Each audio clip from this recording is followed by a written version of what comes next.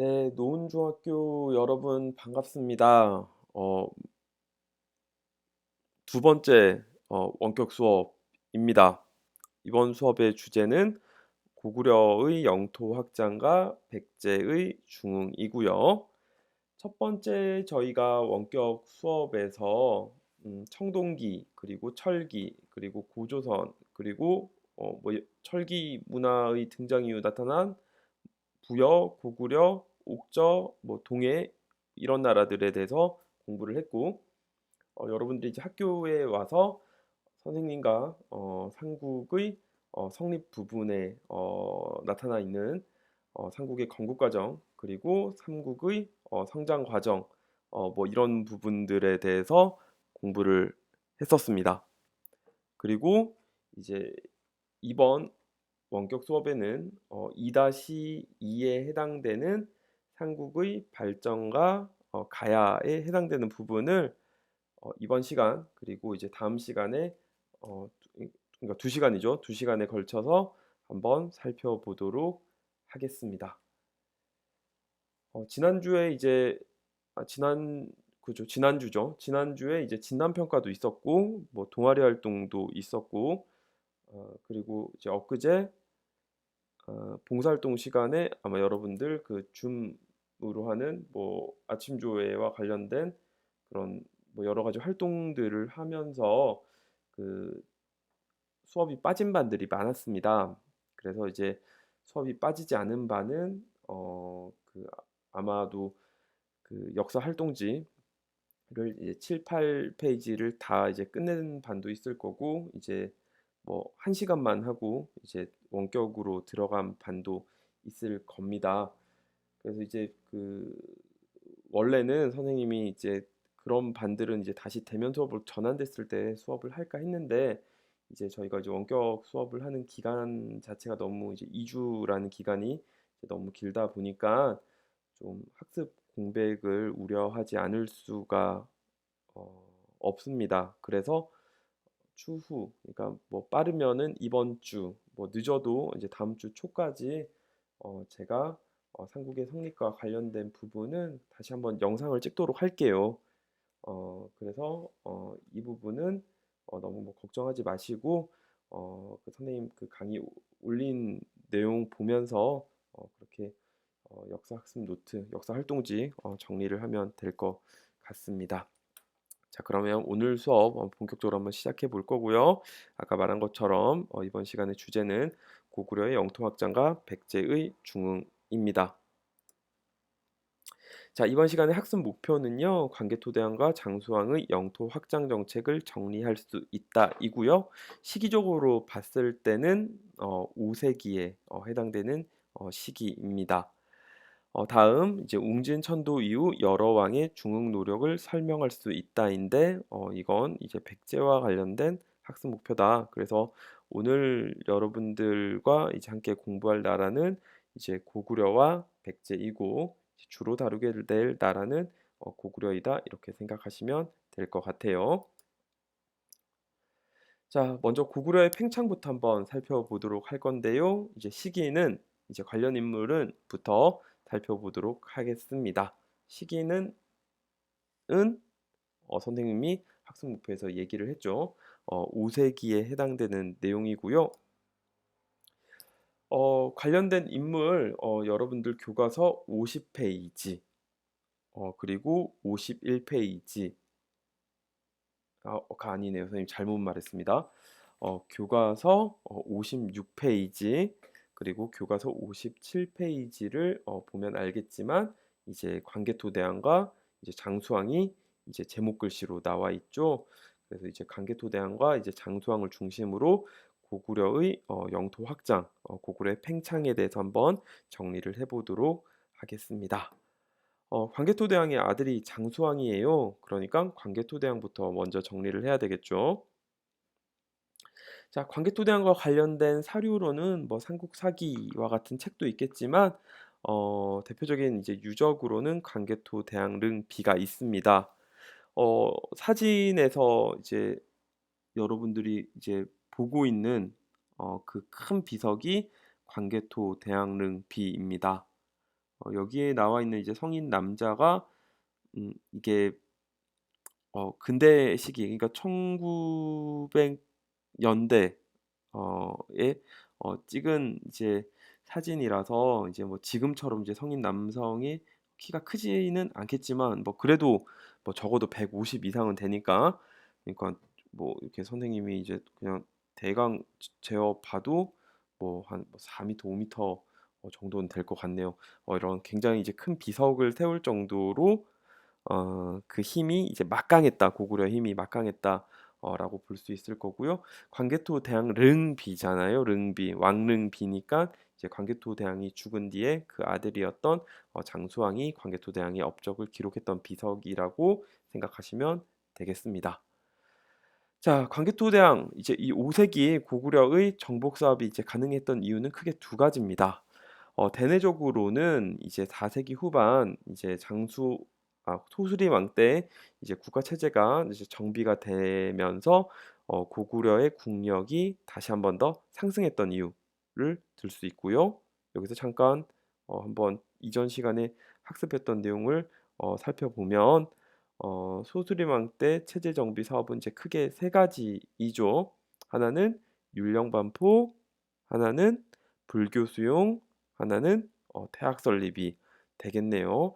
뭐 이 내용이 잘 기억나지 않으면 다시 복습을 하시고 아직 이 부분을 배우지 않았다 하면은 다음 강의를 통해서 한번 배워보면 되겠습니다.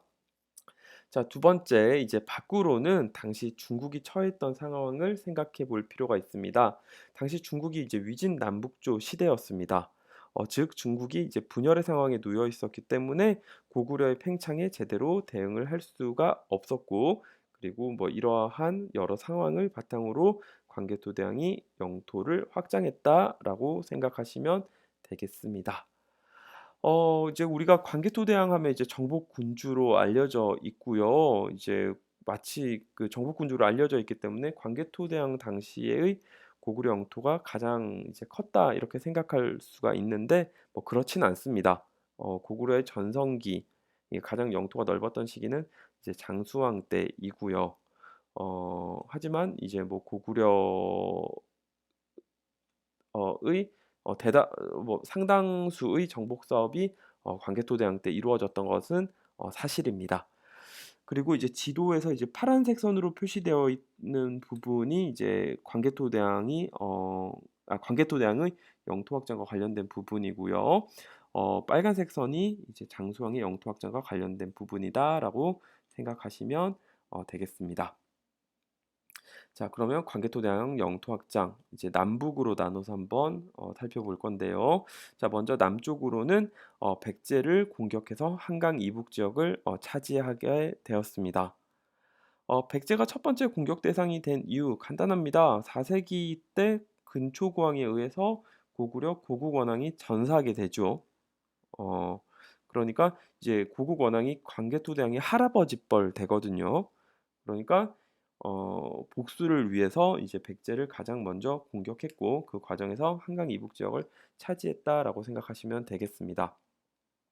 자, 두 번째 이제 신라에 침입한 왜를 격퇴하게 되는데 여기서 말하는 왜는 오늘날 일본을 의미합니다. 이 과정에서 이제 신라에 대한 영향력이 확대되었고요. 당시 이제 신라에 침입한 왜를 왜 고구려가 도와줬을까? 당시 이제 신라 입장에서 이제 구원을 요청할 수 있는 나라는 가야, 백제, 고구려였죠. 그런데 우리가 앞부분에서 이제 확인할 수 있었던 것처럼 백제는 이제 그 근초고왕 이후 외와 굉장히 친밀한 관계를 유지하게 되었었죠. 그래서 이제 이를 알 수 있는 뭐 우리가 증거로는 이제 칠지도가 있었다. 뭐 그렇게 우리가 정리를 하기도 했습니다. 그러니까 신라 입장에서는 당연히 이제 외의 친구였던 백제한테는 도움을 요청하지 못했을 것이고 당시의 가야가 이제 철을 많이 생산했는데요. 뭐 이제 나중에 우리가 가야 부분을 공부하면서 알게 되겠지만 이 가야의 철이 주로 수출되었던 지역이 또 외였습니다. 그러니까 신라 입장에서는 외의 친구였던 가야 그리고 백제한테는 도움을 요청할 수 없었고 음 가장 이제 멀리 떨어져 있었던 이제 고구려의 광개토 대왕에게 이제 도움을 요청을 했는데 뭐 다행히 이제 광개토 대왕이 그 도움 요청을 받아들이면서 이제 신라에 침입한 왜를 격퇴하게 되고 어 그리고 당시 이제 왜가 이제 가야 쪽으로 이제 퇴각을 하게 되는데 그 퇴각하던 이제 왜를 공격하면서 이제 가야도 같이 공격하게 됩니다. 그러면서 자연스럽게 이제 금강가야의 세력이 약화되게 되는데 뭐 이에 대한 자세한 내용은 또 다음에 공부를 해 보도록 하겠습니다. 자, 다음 이제 북쪽으로는 이제 만주의 남부 지역을 이제 차지하게 되었고요. 동부여와 숙신을 정복하면서 이제 드넓은 이제 만주 지역을 이제 고구려가 차지하게 되었습니다. 자, 광개토 대왕의 영토 확장 부분은 뭐 여기 정도까지 정리를 하도록 하겠습니다. 자, 다음으로는 장수왕입니다. 이제 광개토 대왕과 관련된 이제 자료가 광개토 대왕 릉비가 있다면은 장수왕과 관련된 사료는 충주 고구려 비가 있습니다. 충주의 충이 충청도의 충이에요. 그 충주와 청주를 따서 만든 이제 지역을 이제 충청도라고 합니다. 그러니까 충청도가 이제 대전에 속해 있으니까 이 지역에 고구려비가 있었다는 거는 여기까지 이제 고구려의 세력이 확장되었다라고 생각할 수 있는 거고 그러면 이제 북쪽 그러니까 압록강 부근에서 건국되었던 고구려가 여기까지 내려왔다. 그러니까 남쪽으로 진출했다라고 볼 수 있잖아요. 그래서 장수왕이 당시에 펼쳤던 정책이 남쪽으로 진출한 남진 정책이 되겠고 장수왕의 대표적인 업적이 이제 남진 정책이다. 이렇게 여러분들이 이해하시면 되겠습니다. 자, 장수왕의 업적 뭐다? 그렇죠. 남진 정책이다. 자, 이렇게 파악을 하면 되겠고 왜 이때 이제 장수왕이 남진 정책을 펼쳤을까? 북쪽으로도 갈 수 있는데 그건 이제 당시 고구려가 이제 중국과 본격적으로 외교 관계를 형성했기 때문입니다. 그래서 이제 당시 고구려는 이제 위진 남북조 그 남북조 모두와 교류를 하면서 균형 잡힌 이제 외교 관계를 형성하려는 노력을 하였는데 외교 관계를 그러니까 친구를 하자고 하면서 공격하는 바보는 없겠죠. 그러니까 이제 중국 쪽으로는 공격할 더 이상 하지 않고 이제 남쪽으로 진출했다. 장수왕 때 그렇게 이해를 하면 되겠습니다. 자, 장수왕의 남진 정책 이제 정리를 해보면요. 자, 첫 번째는 수도를 평양으로 옮깁니다. 자, 그럼 이걸 통해서 이제 우리가 고구려가 이제 몇 번 수도를 옮겼는지를 이제 정리할 수 있을 것 같아요. 자, 고구려의 첫 번째 도읍지는 졸본이었죠. 그리고 이제 두 번째 1세기 때 국내성으로 도읍을 옮기고요. 그리고 국내성에서 장수왕 때 이제 평양으로 옮겨서 이제 고구려가 멸망할 때까지 고구려의 도읍은 평양이 됩니다. 자, 그래서 이제 장수왕 때 고구려가 수도를 평양으로 옮기니까 이제 신라와 백제 입장에서는 야, 고구려가 이제 남쪽으로 본격적으로 오는구나. 아, 뭔가를 대비해야 되겠다. 근데 뭐 우리의 힘이 고구려한테 미치진 않으니까 힘을 합치자. 그래서 이제 신라와 백제가 동맹을 체결하게 되고 이때 체결된 동맹을 이제 나제 동맹이라고 하는데 이제 나제의 나가 뭐냐면 신라의 나예요. 그리고 제는 백제의 제예요. 그래서 이제 신라와 백제가 맺었던 동맹을 이제 나제 동맹이라고 하고요. 그럼 뭐 이쯤 되면 이제 고구려가 이제 또 긴장을 할 법도 한데 뭐 장수왕은 뭐 여기서 그치지 않고 계속해서 남쪽으로 밀고 내려옵니다. 그래서 이제 백제를 이제 공격하면서 백제의 수도였던 한성이 함락되고 당시 백제 국왕이었던 계로왕이 이곳 한성에서 죽게 돼요. 뭐 싸우다가 죽은 건 아닌 것 같고요. 기록에 따르면은 이제 포로로 잡혔다가 장수왕에 의해서 참수되었다라고 하는 기록이 나오게 됩니다. 그리고 이제 밑으로 계속해서 이제 밀고 내려온 장수왕은 이제 남한강 유역까지 차지하게 되면서 한반도 중부 지역이 이제 고구려의 영역으로 되게 됩니다. 그리고 뭐 이러한 사실은 충주 고구려비를 통해서 확인할 수 있다. 뭐 이렇게 우리가 정리를 할 수가 있겠습니다. 그래서 이제 지도에서 이제 확인할 수 있는 것처럼 이제 광개토대왕 같은 경우는 이제 남쪽과 이제 북쪽을 가리지 않고 이렇게 영토 확장을 했다고 한다면은 이제 장수왕은 이제 남진 정책을 펼치면서 주로 이제 남쪽 지역으로 영역을 확대하게 되고 그러니까 고구려 광개토대왕이 영토 확장했던 부분에서 장수왕의 남진 정책으로 더욱 넓어진 영토가 이제 합쳐져서 이제 5세기 장수왕 때 고구려는 이제 명실상부하게 이제 동아시아의 최강자로 이제 군림하게 됩니다. 그래서 이제 5세기 때 전성기를 맞이했던 나라는 고구려였다라고 여러분들이 생각을 하시면 되겠고, 당시에 이제 중국은 분열의 시기였다. 그래서 5세기 고구려인들은 이제 중국조차도 이제 어 무시를 하게 된 무시까지는 아닌데 어쨌든 중국조차도 이제 두려워하지 않게 되는 거죠. 그래서 이제 5세기 고구려인들은 스스로를 천하의 중심이었다라고 생각을 하였고요. 어 지금 이제 그 중국이라고 할 때 이제 그 중국이라는 이름이 그 자신들을 천하의 중심에 있는 나라라고 하는 그런 인식에서 나라 이름을 중국이라고 부르고 있거든요. 근데 5세기만 하더라도 이제 고구려 사람들이 이제 그렇게 생각을 했다는 거예요. 음. 그래서 이제 광개토대왕 같은 경우는 연호를 영락이라고 짓기도 했고요. 그리고 어 연호라는 게 이제 뭐 참고로 말하면은 연호라는 것은 이제 중국에서만 사용을 할 수가 있는 거죠. 그러니까 중국의 천자가 이제 황제가 짓는 게 연호인데 이거를 이제 광개토대왕이 스스로 붙인 걸로 봐서는 이제 스스로를 이제 중국처럼 천하의 중심이었다라고 생각했다는 사실을 우리가 파악을 할 수 있는 거고요. 계속 횡설수설하게 되네요. 그리고 이제 광개토대왕 이후 이제 고구려는 이제 신라를 자신한테 이제 복속된 자식에게 속해 있던 나라라고 인식을 하였습니다. 그래서 이제 충주 고구려 비에 보면은 신라를 이제 오랑캐라고 이제 표현을 하기도 했는데요. 교과서 57페이지 하단의 자료실을 보면은 충주 고구려 비문이 나와 있습니다. 한번 읽어볼게요.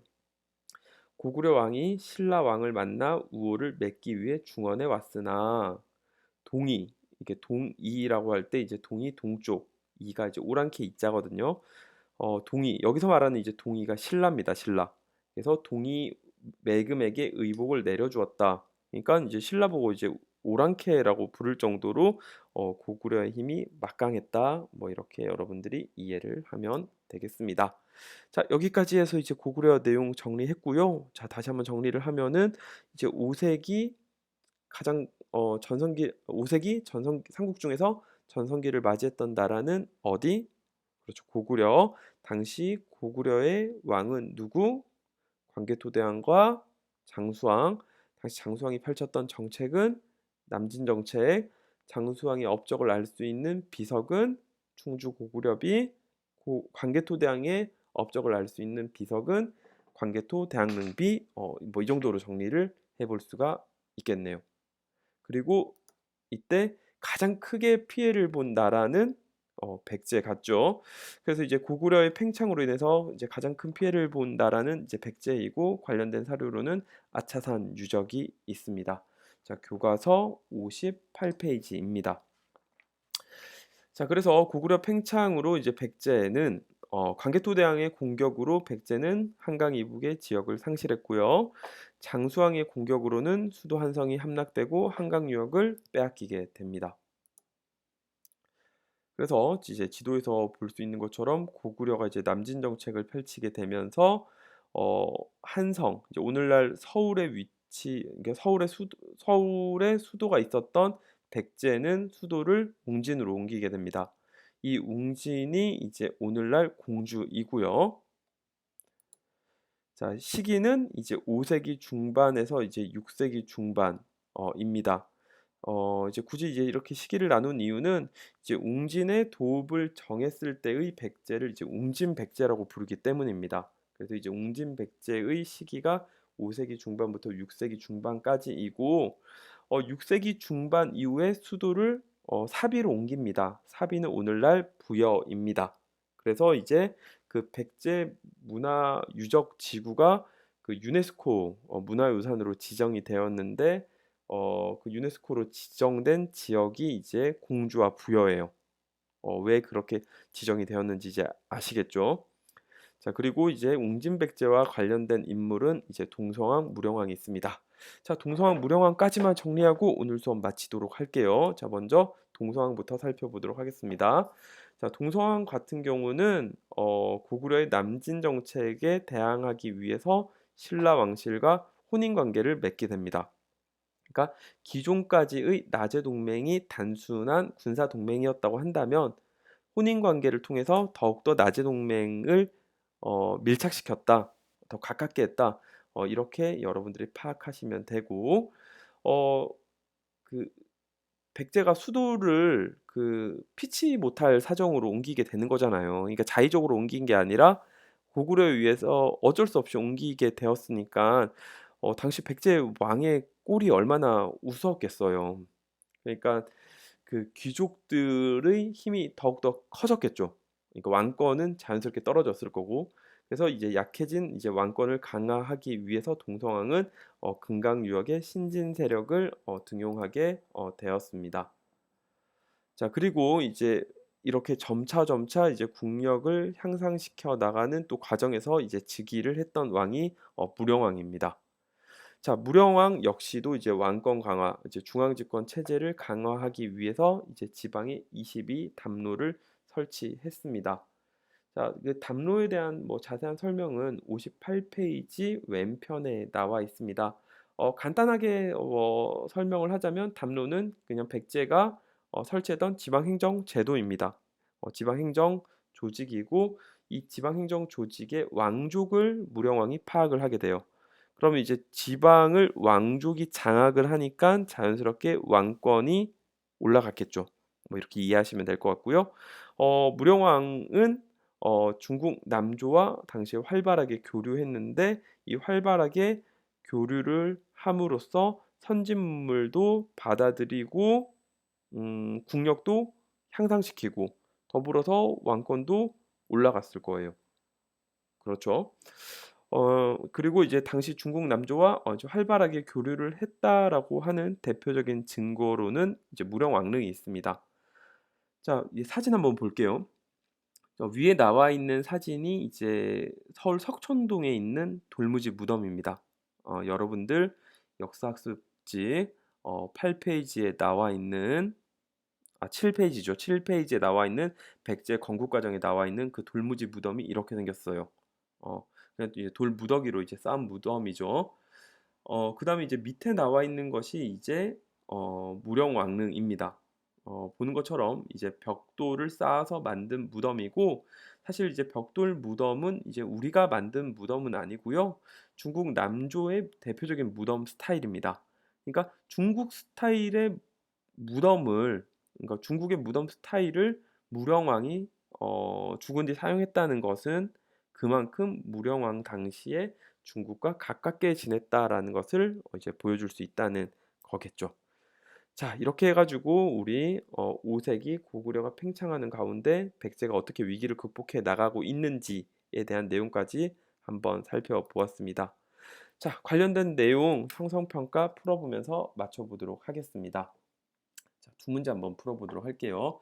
자, 먼저 확인하기 위해선 한 문제 한번 풀어보겠습니다.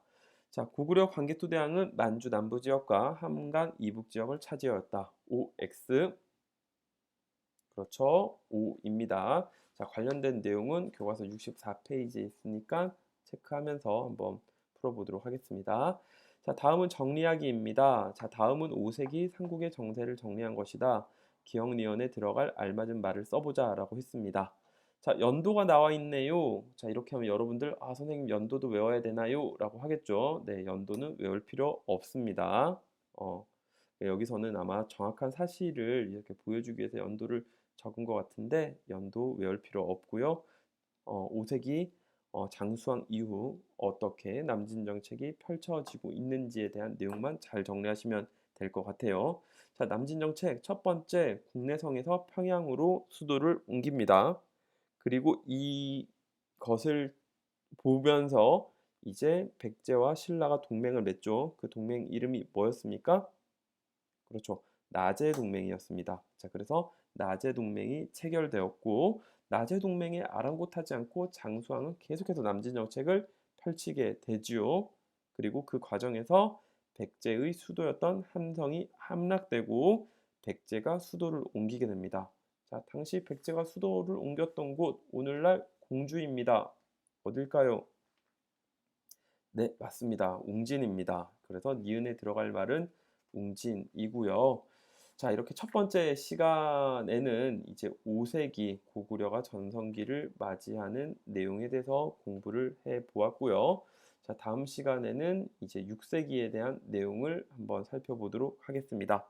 자, 첫 번째 시간에는 과제를 별도로 부여하지는 않겠습니다. 대신에 다음 시간에는 과제는 있으니까 뭐 그렇게 생각을 하시면 되겠고요. 조금 쉬었다가 다음 시간에 또 6세기 삼국이 이제 어떻게 또 변화해 나갔는지 한번 살펴보도록 하겠습니다. 자, 여기까지 할게요. 좀 쉬었다가 봅시다.